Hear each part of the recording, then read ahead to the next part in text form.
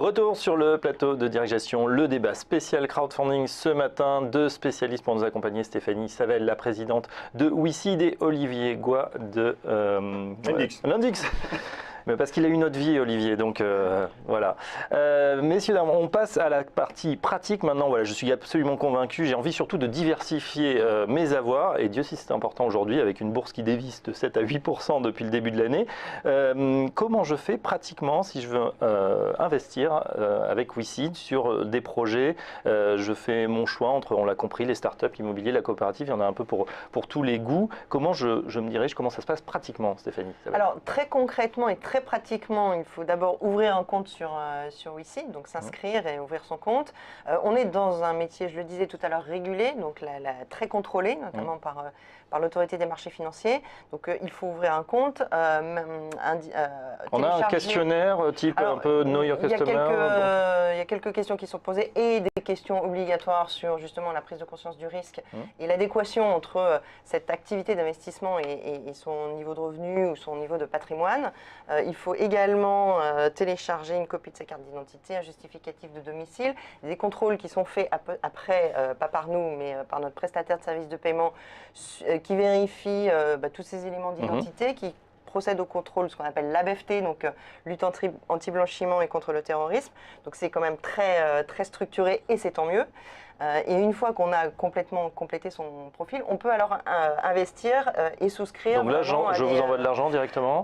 Alors on peut souscrire sur WeSeed en carte bleue, en virement, on peut aussi faire des paiements par chèque. Alors ce que nous, on recommande aux investisseurs, c'est d'abord de s'inscrire, d'ouvrir un compte, sans forcément aller tout de suite jusqu'au bout de l'inscription, parce qu'on peut déjà avoir accès à la plateforme sans avoir complété complètement son profil, mais déjà dans un premier niveau, de regarder les projets, de regarder les documents qu'on a mis en ligne, de faire son choix. Bien sûr. On a un petit compteur qui n'est pas la jauge sur les projets, mais qui permet à un investisseur de dire qu'est-ce qui se passerait si je mettais par exemple 500 € dans ce projet ou 1000 € ou combien ça me rapporterait, c'est ça? Combien je pourrais éventuellement défiscaliser, puisque ces investissements en capital bénéficient de défiscalisation pour partie de l'impôt sur le revenu et de l'impôt sur la fortune.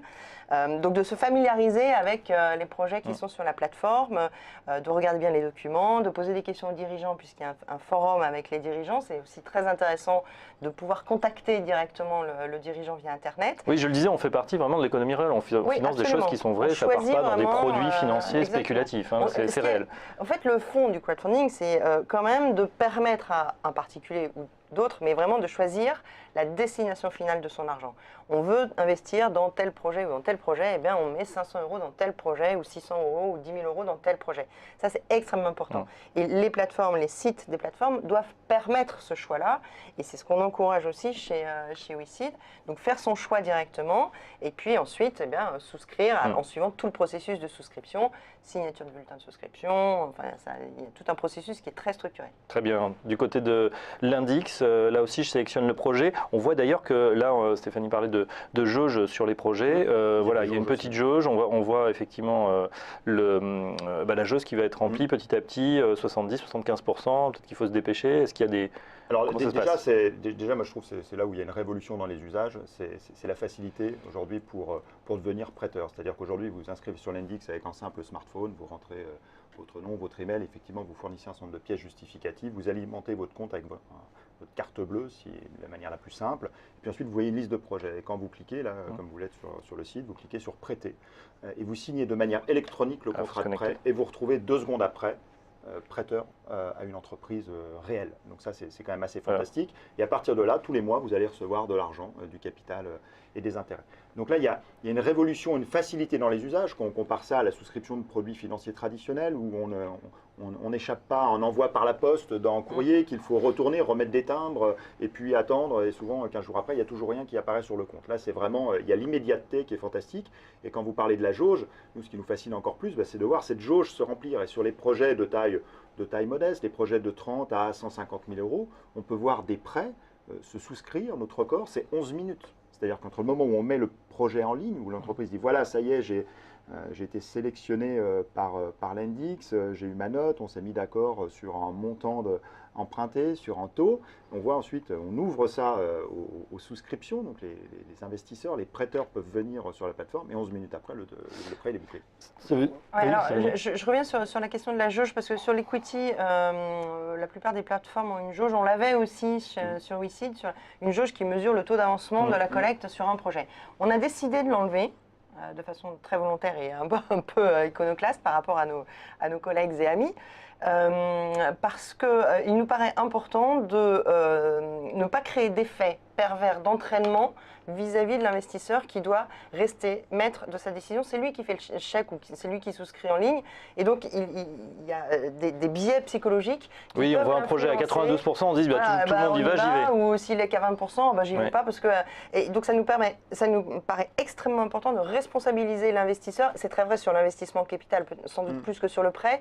De responsabiliser l'investisseur individuel, donc de ne pas le laisser être influencé par un effet moutonnier qui pourrait l'amener à investir alors que finalement c'est pas son choix final. Donc cette responsabilisation est extrêmement importante et la jauge qu'on voit, qu'on a mise nous, c'est une jauge individuelle, de simulation individuelle qui incite aussi et qui apprend finalement l'internaute investisseur à gérer son portefeuille.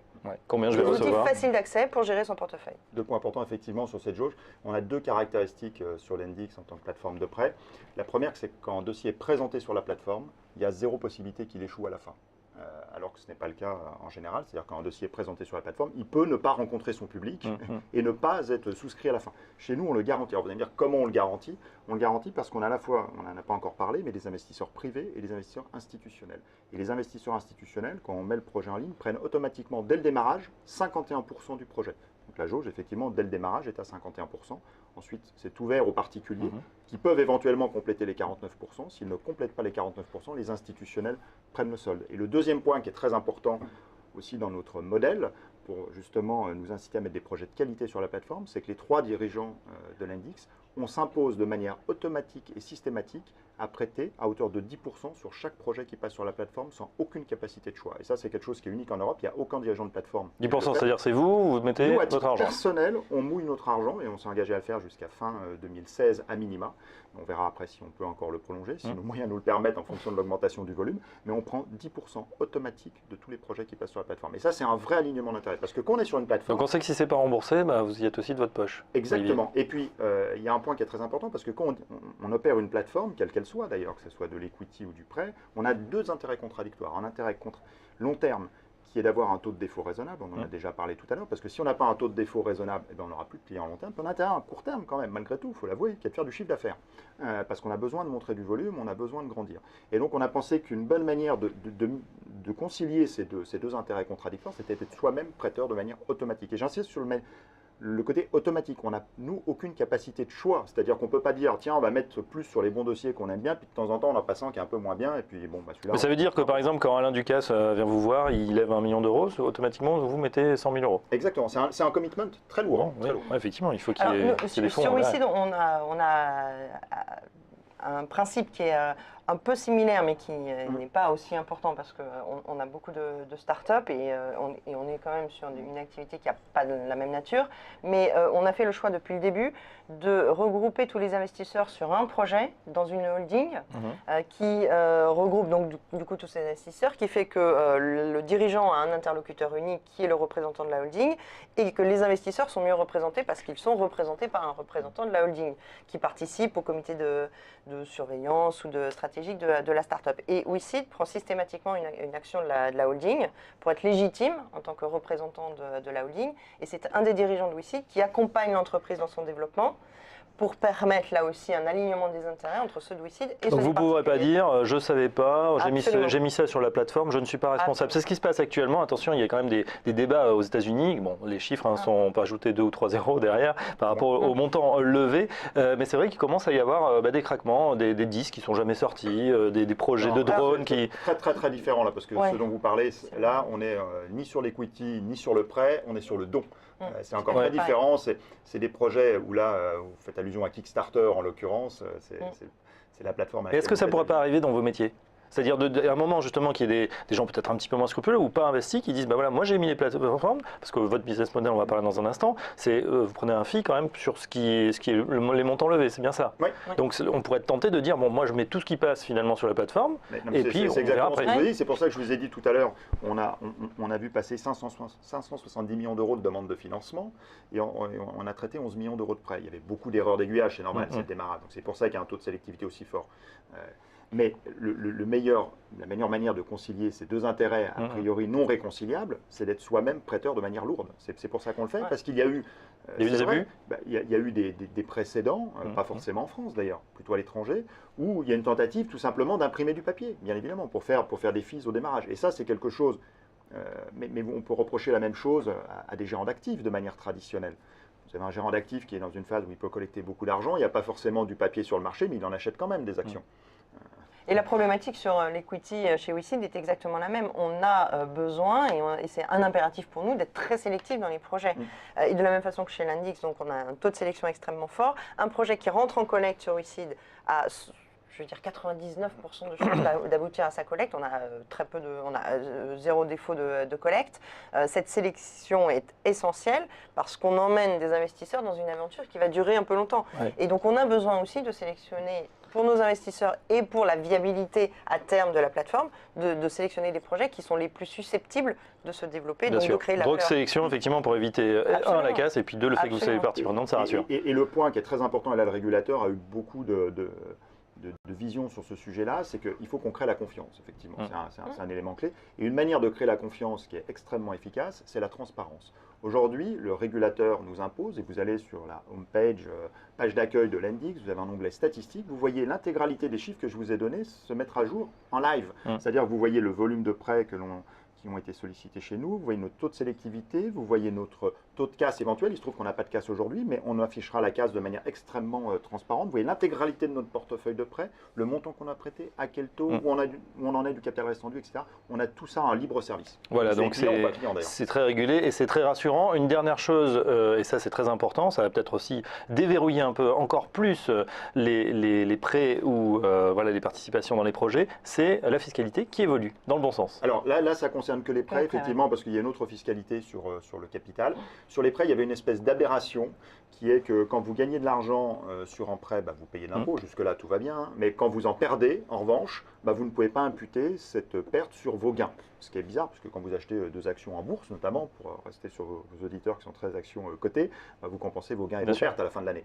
Et bien là, il y a enfin une réglementation qui est en place depuis le 1er janvier 2016, qui permet, à partir du moment où vous avez une perte, de la reporter sur vos gains futurs en avant sur les 5 prochaines années. Donc ça, c'est effectivement quelque chose qu'on appelait de tous nos voeux et qui était juste une mesure d'équité fiscale. Ce n'est pas un avantage fiscal, c'est juste une mesure d'équité fiscale. Ouais, ça veut dire que s'il y a un des projets des 50 dans lesquels j'ai investi qui fait faillite ou qui ne rembourse pas, eh bien je pourrais imputer les pertes sur les gains. Ce qui est tout à fait logique. Ouais, et la problématique fiscale sur l'equity est assez différente puisque là, en fait, la déductibilité fiscale de l'investissement se fait à l'entrée. Elle peut se faire aussi à la sortie parce qu'on peut utiliser un PEA ou un PEA-PME pour investir, donc du coup ne pas avoir d'imposition sur la plus-value. Mais la déduction fiscale est quand même assez significative. On peut déduire 18% de son investissement de son impôt sur le revenu et 50% de l'impôt sur la fortune pour justement tenir compte de ce risque.